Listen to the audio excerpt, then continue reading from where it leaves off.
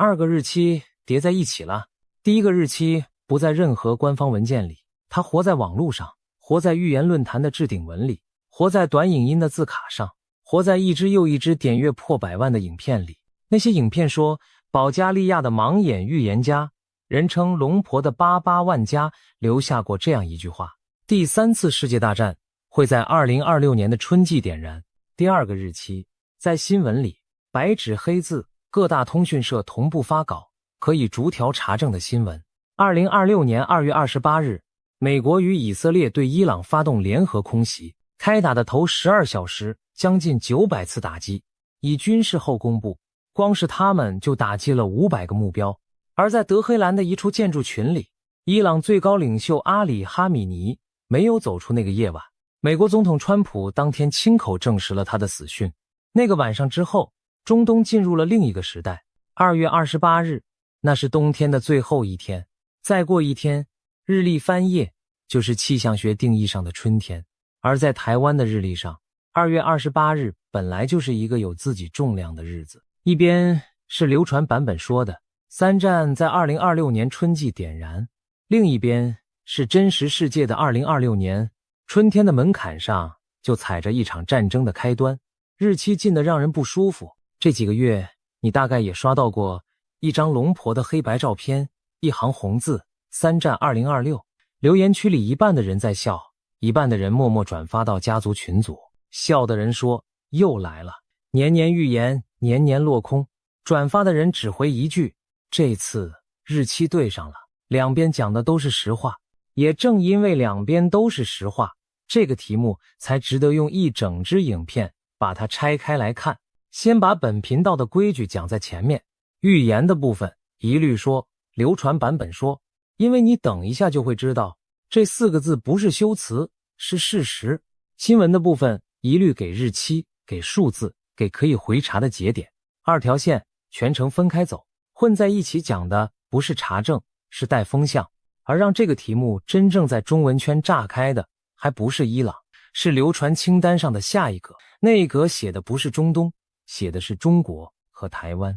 今天這支影片只做一件事，把預言的說法和可查證的事實分開放，攤在桌上，一格一格對賬，哪些是真的發生了，哪些只是流傳，哪些根本查無出處。对完之後，判斷權在你手上。提醒一件事，這支影片會反復出現2種句子，一種以流傳版本說開頭，那是無法查證的部分；一種給你日期和數字，那是可以查證的部分。如果你听到一半分不清了，就回想這一段。分不清這2種句子的差別，正是所有預言恐慌的起點。先講人，龍婆不是他的本名，他本名凡格利亞·迪米特洛娃，1911年生在斯特魯米察。那座小城當時位在鄂图曼帝国的邊陲，今天在北馬其頓境內。龍婆是華語圈給他的稱呼，在保加利亞，人們叫他88萬加，88的意思就是老奶奶。1923年前後的一個午後，馬其頓的山谷起了怪風，目擊者後來描述，那不是普通的風，是一條會把人捲走的氣柱。12歲的凡格利亞被捲離地面，拋在幾百公尺外的田野裡。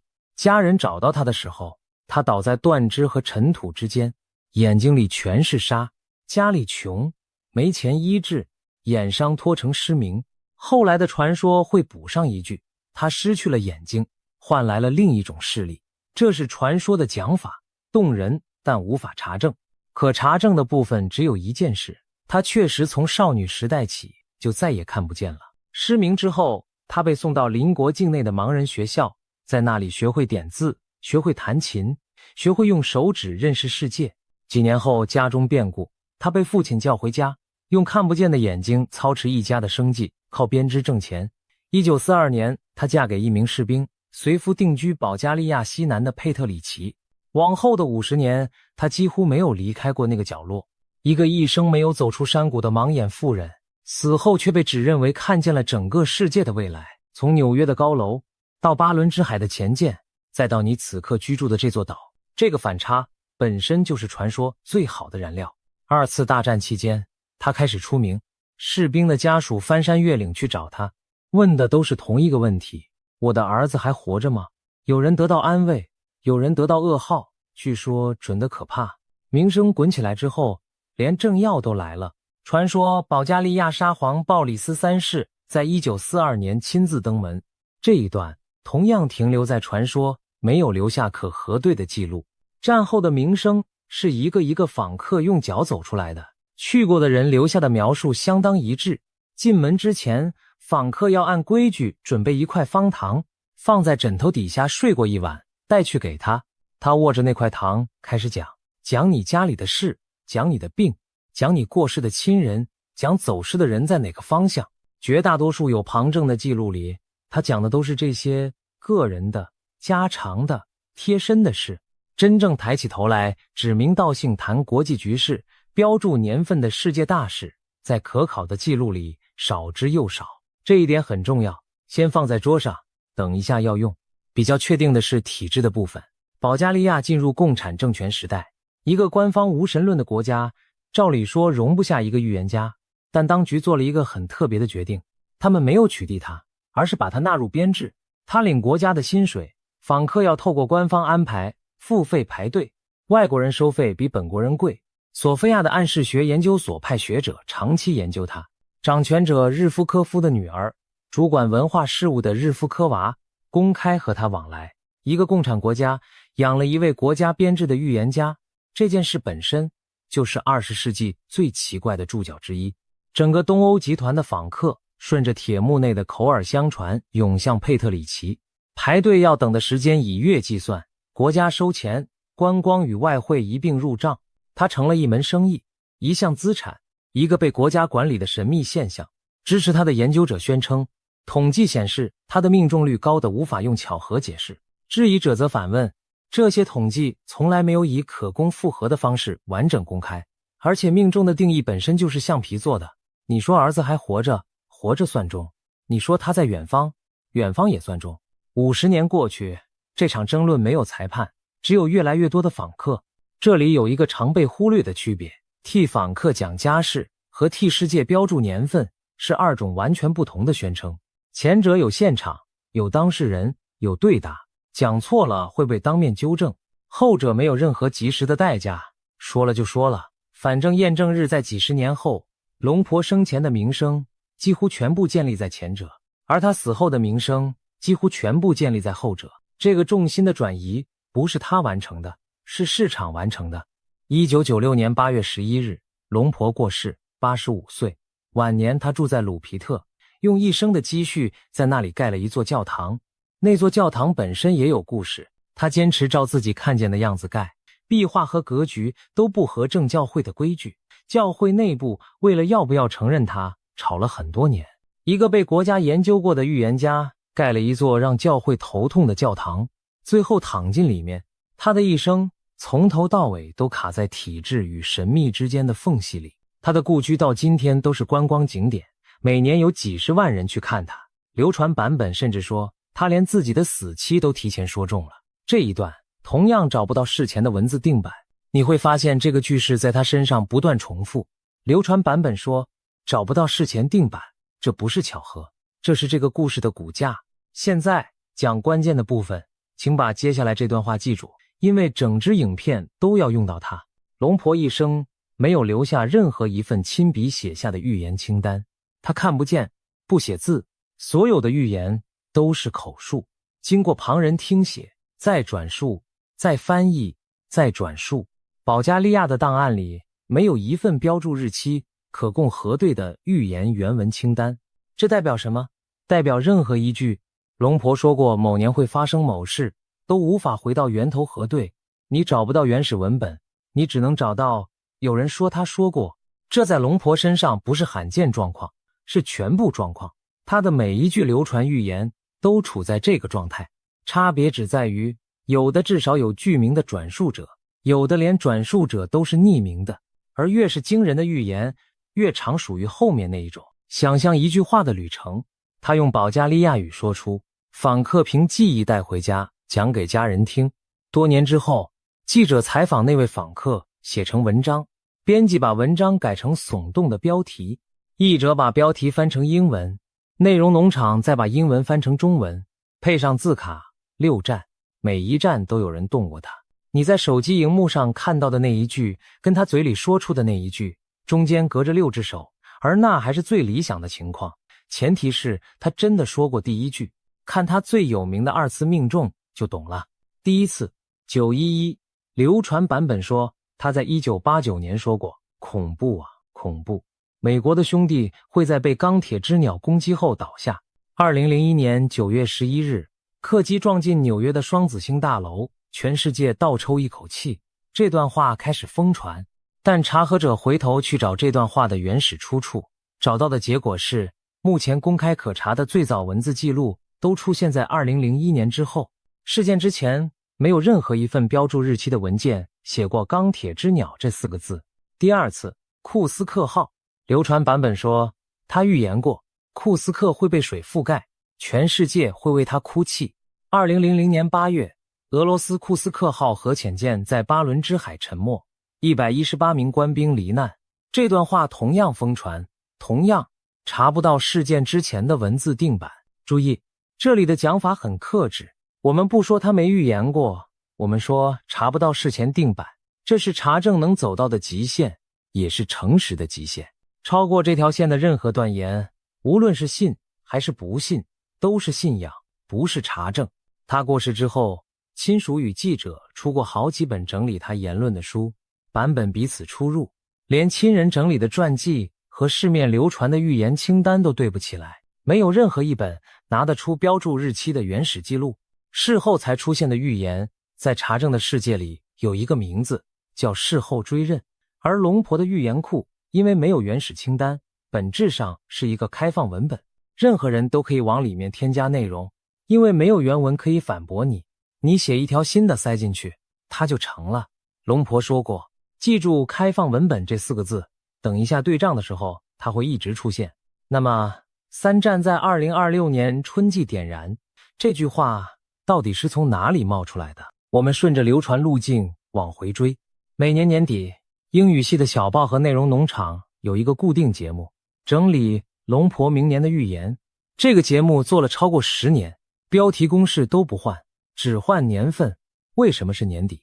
因為年底的預言清單是流量的鐵票倉，成本趨近於0，一張黑白照片，一串聳動條目，不需要採訪，不需要查證，錯了也沒有人回來追究。這是內容產業裡風險最低的生意之一。龍婆過世快30年，她的名字每年年底都會準時復活一次，比任何節慶都準時。順帶一提，這支影片講的每一條，你也應該用同樣的標準檢驗，去搜，去比對日期，去找原始出處。本頻道歡迎被查證，因為查證這件事不該有豁免權。2025年年底，這份年度清單照常出爐，各家媒體列出的龍婆2026年預言大同小異。一場大型衝突會在多個大陸之間展開，全球經濟動盪，天災加劇，俄羅斯政局巨變，有版本直接寫普丁隕落，外星飛船會在11月現身，人類迎來第一次接觸，以及東方大國的崛起與擴張。注意幾件事：第一，版本彼此不一致，有的寫戰爭，有的只寫衝突，有的寫年初，有的根本沒給時間。春季點燃這個具體到季節的版本，在英語系的原始清單裡並不穩定出現，反而是在中文圈的轉譯裡特別流行，特別響亮。翻譯是預言變形最快的一站，每過一種語言就多一層加工。你可以自己做個實驗，把英文清单和中文影片的字卡并排放，英文寫的是大型衝突，中文字卡变成3站爆發，英文沒有給季節，中文多了春季點燃，英文寫東方崛起，中文直接寫出台海，每一層轉譯都往上加了一點鹽。等這道菜傳回你的手機裡，已經鹹得發苦，而所有的鹽都掛在一位1996年就過世的老婦人名下。她不會抗議，因為她不在了。這就是掛名逝者的好處，逝者不會出來闢謠。為什麼中文版本偏愛春季這2個字？沒有人能給出定論。也許因為軍事評論裡本來就常講春季攻勢，也許只是因為它念起來有畫面，流傳的文本會朝着好記、好念、好轉發的方向演化，這是迷因的規律，跟真假無關。第二，沒有任何一個版本附上原始出處。沒有保加利亞文的原文，沒有訪談錄音，沒有檔案編號，沒有轉述者的名字。這句話存在的方式就是大家都說他說過。第三，這份清單有前科，而且前科累累。同一批流傳清單曾經寫過龍婆預言2010年爆發第3次世界大戰，核戰加化學戰，一路打到2014年，沒有發生。曾經寫過2016年歐洲會被清空，不復存在，歐洲還在。曾經寫過2023年地球軌道會改變，地球好好的。研究流傳路徑的查核媒體多半把這批清單追到俄語網絡論壇，時間在2010年前後，原作者不明，然後被翻譯成英文，再擴散到全世界。也就是說，這份清單最早的可考源頭不是保加利亞的檔案館，是網絡論壇的匿名貼文。更麻煩的是循環引用，假小報引用乙小報，乙小報引用丙網站，丙網站引用的是3年前的假小報。繞一圈，每一家都掛着引用来源，看起來都有凭有据，但圓圈的中心是空的，沒有任何一環真的碰得到龍婆本人。查核圈把這種結構叫來源回圈。預言類內容是重災區，中文圈的傳播還要再加幾站，搬運字幕、2次創作、懶人包截圖，最後傳到家族群組的時候，只剩一張圖和一句話，3站，2026春季，出處早就在路上磨掉了。這一波在台灣的起爆也有跡可循。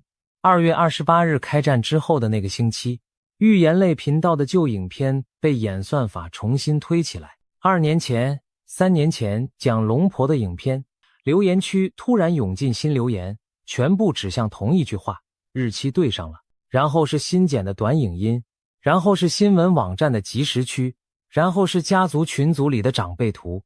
一條二手預言靠一場真實的戰爭完成了它的2次發射。傳播的燃料從來不是預言本身，是新聞。所以以查證標準，3站2026春季點燃的地位是出處不明的流傳版本，出自一份有多次落空前科的清单。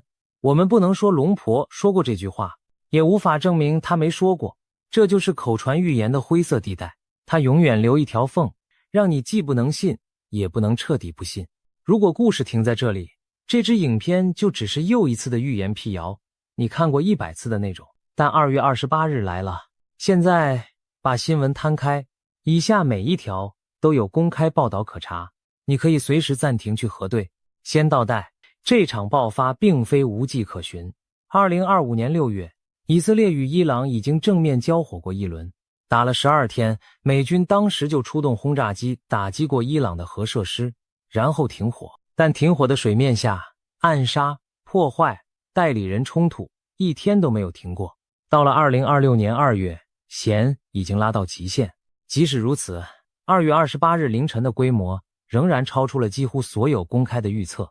2026年2月28日，美國與以色列對伊朗發動大規模聯合空襲，頭12小時將近900次打擊，以軍宣稱打擊了500個目標。打擊清單分3類：壓制防空系統、癱瘓指揮體系、拔除報復能力。這是教科書等級的斬首開局。斬首不是新概念，把斩首做到最高領袖本人頭上，是現代戰爭史上的第一次。最高領袖阿里·哈米尼死在德黑蘭的官邸建築群裡。美國總統川普當天證實，同一波打擊帶走了超過40名伊朗高層官員。一個統治伊朗將近40年的權力核心在一夜之間被清空。川普同時放话，密集而精準的轟炸會持續整個星期，甚至更久。這句話有2個聽眾，一個是德黑蘭，另一個是全世界的市場。2個聽眾都聽懂了。戰爭沒有只落在該落的地方。米納布，一座靠近阿巴斯港的城市，一枚飛彈落在海軍基地旁邊的女子學校，大約170人喪生。這一條也要記在賬上，因為不管你怎麼談預言，從天上落下來的、砸中的都是真的人。這也是本頻道對賬時的一條底線。當我們把戰爭當成預言的對照組來討論，很容易忘記數字後面的重量。900次打擊是900次有人躲進地下室，170人是170個名字。預言可以當故事看，戰爭不行。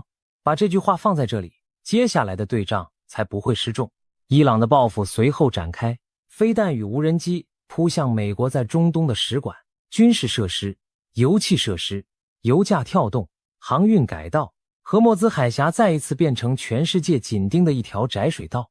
美國國內爆發反戰示威，反對空襲的人群上了街。這場戰爭在美國內部也劃出了裂痕，美軍在整個中東的基地進入高度警戒，波斯灣的商船重新規劃航線，能源市場經歷了劇烈震盪的一段日子。戰爭從來不是只有前線，它的第二戰場在郵輪的航跡上，第三戰場在每一個進口國的物價裡。震波第一時間也傳到了台灣。那一天是星期六，是和平紀念日的連假，手機推播跳出來的卻是另一個半球的戰爭。之後的幾個星期，油價的波動反映在加油站的跳表上，航運公司重新計算繞行的成本，運費與保費的報價單連夜改寫。台灣的能源命脈幾乎全靠海運進口，中東的每一聲爆炸，最後都會折算成這座島嶼的電價與油價。你不需要相信任何預言，也已經活在這場戰爭的漣漪裡了。然後是權力真空。按照伊朗憲法第111條，最高領袖出缺，由臨時領導委員會代行職權，3人組成，成員包括強硬派教士阿里雷扎·阿拉菲。一個8000多萬人的國家處在領袖懸空的狀態。3月8日，專家會議選出新的最高領袖，人選是哈米尼的兒子穆吉塔巴·哈米尼。他本人在空襲中受了傷，就任之後長時間沒有公開露面，外界一度連他的生死都無法確認。而幾乎所有公開分析都指向同一個判斷，這個兒子比父親更強硬，跟最激進的教士圈走得更近。從領袖之死到新領袖就任，只用了8天。8天對照的是外界原本的想象。多年來，分析家一直預測哈米尼身後會有一場漫長的繼承內鬥，戰爭把這一切壓縮成1個多星期。也正因為壓縮，新政權的每一步都帶着傷，帶着愁，帶着必須向內向外證明自己的壓力。一個受了傷，急着證明自己的強硬政權，這件事本身比任何預言都更值得警惕。到這裡是可以查證的節點，後續的局勢還在變動，報復、談判、再升級的消息交錯。到這支影片完成為止，夏天已經過半，中東仍然沒有真正安靜下来。這支影片不替未來記賬，只對已經發生的部分負責。現在對賬，流傳版本說3戰在2026年春季點燃，真實時間線是2月28日開打，2月的最後一天，隔天就是3月1日，氣象學上的春季第一天。如果你用天文學的春分當標準，春分在3月20日，開戰日在春分之前20天，接着整個3月，整個4月，中東都在燃燒與動盪之中。3月上旬，繼承危機，8天換上新領袖，3月與4月，報復與再打擊的循環，油市的震盪，各國的撤僑與警戒。把這一季的新聞攤開來看，戰爭的每一個階段確實都落在春天這一季裡。日期近得發毛，用最嚴格的標準差1天，用最寬鬆的標準正中。先把這個發毛放着，不急着解釋掉它。急着解釋跟急着相信是同一種急。但另一半呢？點燃的是3戰嗎？目前為止不是，這是一場劇烈的區域戰爭，不是世界大戰。沒有多大陸開戰，沒有核武國家之間的直接互射，沒有集體防禦條款被啟動。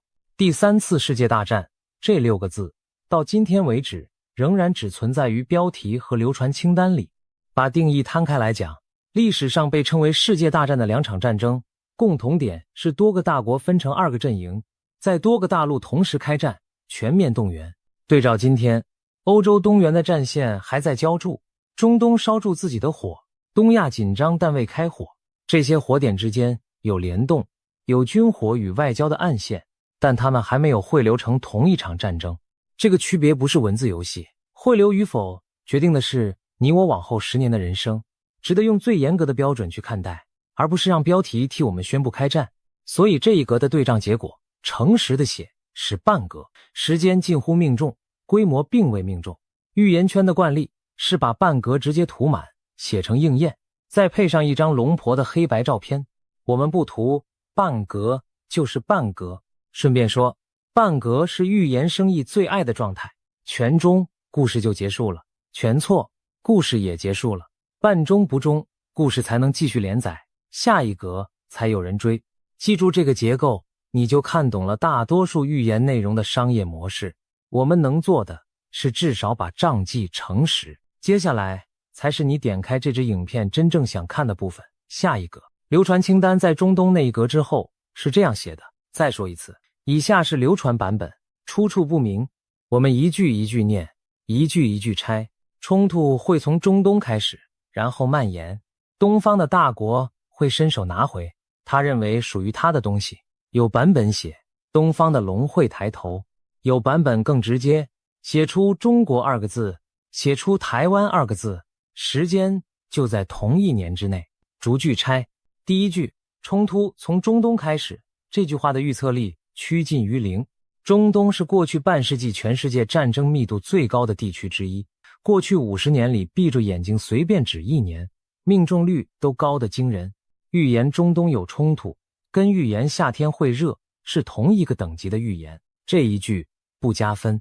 第二句，東方大國與島，這一句要拆得很細，在龍婆那些真的有旁證的口述記錄裡，那些由具名的訪談者、具名的親友留下的轉述裡，查不到台灣2個字，一次都沒有。有的版本裡有一句模糊的話，大意是東方會強大，世界的重心會移向東方。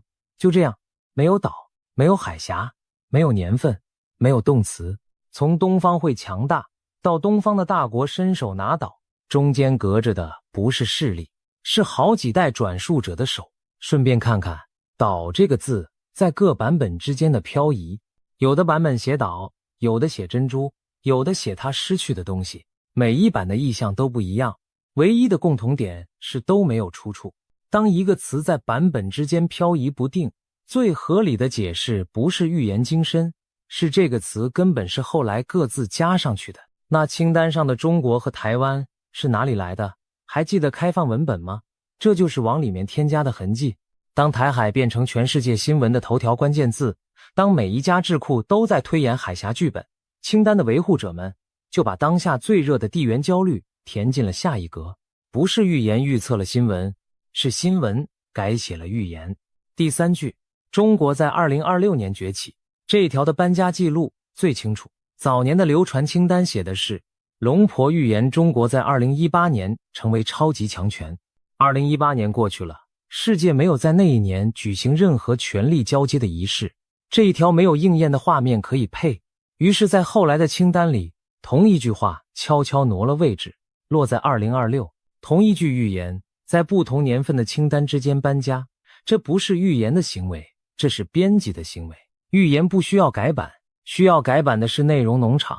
第四句，時間就在同一年之內，這是清單最聰明的一手，把所有格子擠進同一年，等於買了一張全年有效的彩券。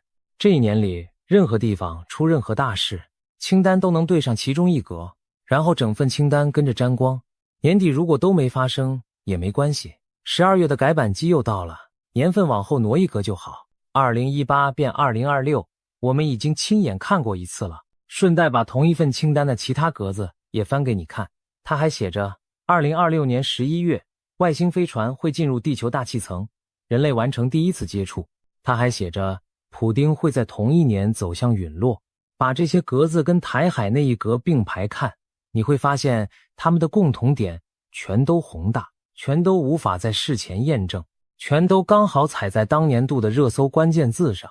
一份清单同時壓住外星人、克里姆林宮和台灣海峽，壓中任何一格都夠它再紅一年。這不是勢力，這是投資組合。把4句拆完，下一格寫住中國和台灣的準確描述，是一份出處不明、反覆改版的清单，在真實新聞的推動下，把台海填進了空格。它反映的不是1996年之前一位保加利亞老婦人看見了什麼，它反映的是2020年代的全世界在害怕什麼。預言清單在这裡的角色其實像一面鏡子，它照不見未來，但它非常忠實地照出現在。哪一年大家怕金融，清單上就是崩盤；哪一年大家怕瘟疫，清單上就是病毒；這一年大家怕的是戰爭蔓延到東亞，所以清單上是台海。用清單預測未來，不行。用清單測量當下的集體恐懼，倒是出奇的準。還要多講一句，為什麼台海這一格在台灣特別有市場？因為對世界上大多數觀眾來說，那只是清單上列旗的一格，對我們來說，那一格是自己的門牌。恐懼貼着皮膚的時候，人對出處的要求會自動降低，這是人性，不丟臉。但也正因為貼着皮膚，我們比誰都更需要把出處問清楚。別人可以把台海當都市傳說消費，我們不行，我們得把它當成需要查證的新聞來對待，因為我們就住在裡面。所以下一次，當有人把那張黑白照片轉進群組，你可以只回3個字，出處呢？這3個字不是抬槓，是這座島此刻最需要的口頭禪。那為什麼還是有這麼多人信？因为2月28日真的發生了，日期真的近，這種發毛的感覺是真實的，不需要否認它。但發毛之後要講2個機制。第一個機制，幸存者偏差。每年年底，網絡上流通的明年預言何止100條，龍婆的、諾斯特拉達姆式的、各國靈媒的、匿名論壇的。但是這一次，跟着伊朗戰士一起瘋傳的，就還有諾斯特拉達姆式的說法。據稱他預言了一場打7個月的大戰。這麼多預言同時掛在網上，總有幾條會撞上真實，撞上的那幾條被1000萬次轉發，落空的那幾百條沒有人記得，也沒有人道歉。2010年的3戰預言落空的時候，沒有任何一個轉發者出來說一聲抱歉，你的時間軸上只會出現命中的那一條。於是在你看到的世界裡，預言總是準的。這不是預言準，這是篩選準。射1萬支箭，總有一支正中紅心，然後只給你看那一支。台海這個題目尤其如此，光是過去這些年，各路來源預言台海開戰的年份，就有2020，有2022，有2025，還有掛在軍事評論嘴邊的2027。年份排成一排，總有一個會離真實最近，到時候最近的那一個會被封神，其他的全部消失。這套機器已經運轉很多年了，龍婆只是它最好用的一張臉。跟幸存者偏差搭配運作的是確認偏誤。2月28日之後，你記住了日期對上的那一條，卻不會有動力去翻出清單裡落空的那幾十條。人腦天生愛故事，愛因果，愛早就有人說過了的安心感。承認世界是隨機的，危險是概率的。沒有人提前看過劇本，這比相信一位盲眼老婦人早已寫好一切要難受得多。預言的市場做的就是這種難受的生意，它販賣的不是未來，是確定感。第二個機制，事後修訂。開放文本會在事件之後被回填、被磨亮、被補上細節。判斷一則預言的真偽，只看一個東西：事件發生之前的標注日期的文字定版。用這個標準來驗，3戰2026春季點燃，結果是2層。2026年會有大型衝突，這個大方向確實在2025年年底的各版清單裡就已經流傳，這點是真的，也是這次對仗最耐人尋味的地方，必須誠實記下。但春季這個精確版本查不到早於2月28日的可靠文字定版。開戰之後，春季點燃4個字突然整齊地出現在所有轉發裡，整齊的像同一個模子印出來的，你分不出它是預言還是回填。技術上，網頁存檔工具可以幫上一點忙，去翻各版清单在開戰之前的存檔快照，看看春季2個字在不在。做過這件事的人得到的結論跟我們前面講的一致，大方向早就在傳，精確的季節抓不到早期定版，這就是灰色地帶的長相，它不給你確定，它只給你發毛。所以以後再看到任何號稱應驗的預言，只需要問3個問題：第一，事件發生之前的文字定版在哪裡？拿出來看。第二，這份清單過去落空過幾次？攤開來數。第三，這句話的措辭是不是模糊到怎樣都能對得上？3個問題問完，市面上絕大多數的應驗會當場蒸發，剩下那極少數還站得住的，才值得你認真發毛。這套方法不浪漫，但它可以陪你走完這個預言注定滿天飛的2026年。還有第3件事，必須講清楚。預言不會發射飛彈，但預言會影響人。當幾百萬人反覆聽到下一格是台海，恐慌本身就會變成一種力量，影響判斷，影響市場，影響投票，影響你看待每一則軍事新聞的心跳。對某些勢力來說，讓你先相信戰爭不可避免，比發動戰爭本身便宜太多了。這是認知作戰的基本款，歷史上不是沒有先例，恐慌性的預言曾經引發過擠兌、搶購、遷徙。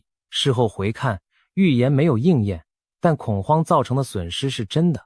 預言不需要是真的就能造成真的後果，所以对預言保持距離不是理性潔癖，是自我防衛。把預言放下，台灣的觀眾真正值得盯的是下面這些，他們有一個共同點，全部都是公開資訊，不需要任何特殊管道，不需要任何通灵能力，一只手機就查得到，每一條都可以查證，每一條都比清單誠實。第一，油價與航運。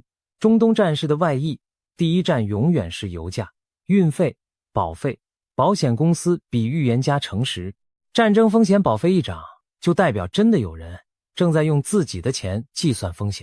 油價你每個星期都會路過，運價指數每天都有公開報表，這二條線一起往上走的時候，代表中東的火還在燒，它們回落的時候，代表世界正在消化這場戰爭，不用等任何人解讀，線就在那裡。第二，國防部每天發布的共機共建動態，要看的不是單日數字，是模式，有沒有異常放大，有没有新的月線變成常態，有沒有演習結束之後兵力不回去的部署。數字是公開的，模式要自己看，把最近30天的數字抄下来排成一列，異常會自己浮出來，這比看任何解讀文章都直接。第三，美軍在西太平洋的動向，航艦打擊群的位置是公開資訊，兵力從中東抽回還是繼續加壓在印太，都是可以追蹤的公開軌跡。中東吸走多少美軍的注意力，台海的計算就變動多少，這是最直接的聯動。第四，海底電纜與通訊。台灣對外的資訊流量走的是10多條海底電纜，這幾年斷纜的新聞你已經看過不止一次。斷了幾條？在哪裡斷的？怎麼斷的？修復要排多久？這些都有公開記錄。電纜的狀態是比任何預言都誠實的風險曲線。通訊被掐住的島比被飛彈瞄準的島更早進入戰場。第五，北京的文字，官方文本的對台措辭，從慣用語變成新句式的那一刻，比任何預言都值得警覺。歷史上，大動作之前，文字先動。同樣值得看的還有官方媒體的評論版面，在那個體制裡，文字從來不是隨便寫的，版面的位置、用詞的升降都是被設計過的訊號。讀公報比讀預言有用。第六，日曆上的映日程。2026年的秋天，北京有中共中央的秋季全會，華盛頓有11月3日的美國期中選舉，投票日寫在法律裡，一天都不會挪。大國內部的映日程歷來是對外動作的節拍器，不是因為神秘，是因為政治成本的計算表就掛在那2個日期上。這2個日期本頻道之前就講過，他們是2026年下半年最硬的2塊基準石，所有流傳清單都會繞着他們編故事，因為編清單的人也看得懂日曆。你要做的是直接看日曆，不要透過清單看日曆。第七，天上的2個記號。2026年8月12日，日全食。16天之後，8月28日，輪到月食登場。這是天文台的日曆，不是任何人的想象。天象本身不決定任何事，這一點必須先講清楚。但預言圈歷來把時相當成倒數的鐘聲，到時候龍婆和台海這2個關鍵字一定會再一次一起衝上熱搜。你要能分辨，那是天文，不是命運。日食那一天，太陽照常升起，照常被遮住，然後照常回來。它已經這樣運行了幾十億年，跟任何一份清單都沒有關係。第八，生活半徑之內的準備。民防手冊放在哪裡？家裡的水和藥夠撐幾天？停電的時候，家人在哪裡匯合？這些跟預言無關，跟地震防台是同一種功課。每年的漢光演習和防空警報測試，把它當成免費的演練，至少記住警報響起的時候，離你最近的避難處在哪裡。準備不是恐慌，準備是恐慌的解藥。真正的預警訊號，從來不在預言清單裡，在保費裡，在航運改道裡，在撤僑公告裡，在公報措辭的變化裡，這些東西不神秘，所以沒有人轉發，但他們誠實。最後把賬本合上之前，再看一眼可查證的那一欄，寫住2026年2月28日，美以對伊朗動手，頭12小時將近900次打擊，哈米尼死於德黑蘭，40多名高層同一夜隕落，大約170個平民死在一所學校。伊朗換上更強硬的兒子，中東的火還沒有熄。流傳的那一欄寫着3戰在2026年春季點燃，下一格是中國和台灣。對賬的結果寫住日期近得發毛，出處空得徹底，半格應驗，半格懸空，而被塗滿整格，寫成應驗的版本。此刻正在幾百萬只手機之間跳動，賬本是我們自己的，別讓別人代記。龍婆死於1996年，他沒有看過2026年的新聞，但維護清單的人看過，這就是清單看起來越來越準的原因。握筆的人就活在新聞裡，新聞走到哪，清單就補到哪。可是有一件事，清單碰巧說中了，而且不需要任何預言能力，我們就住在下一格裡，不管那一格是誰填上去的，台灣海峽就在窗外。這一點不需要一位保加利亞的老婦人來告訴我們。這支影片沒有能力告訴你下一格會不會發生。老實說，沒有任何人有這個能力，包括每一個言之鑿鑿的頻道，能留給你的只有這套對賬的方法：日期對日期，文本對文本，出處對出處。恐懼會退潮，又會漲回來；清單會改版，再改版。方法不會背叛你。如果哪一天那一格真的開始動，最先告訴你的不會是龍婆，會是那些不神秘的訊號。保費、航線、公報、部署。而如果那些訊號一直安靜，那麼不管清單再改版幾次，你都可以把手機放下，去過正常的日子。正常的日子本身就是一种底氣。恐慌贩子最不希望看到的，就是你查完證之後，安靜地把日子過好，該準備的準備，該盯的盯着，然後不再轉發任何一張沒有出處的圖。2026年的春天真的燒起來了，夏天正在過去。秋天的映日橙掛在北京和華盛頓的牆上，一天都不會挪。天上的2個記號，8月12日和8月28日準時會來。下一格會不會被填上，不取決於一位過世30年的預言家，也不取決於任何一份清單，取決於接下來的每一天。那些不神秘、可查證、白紙黑字的新聞，把預言放回抽屜，把新聞留在桌上，然後繼續倒數。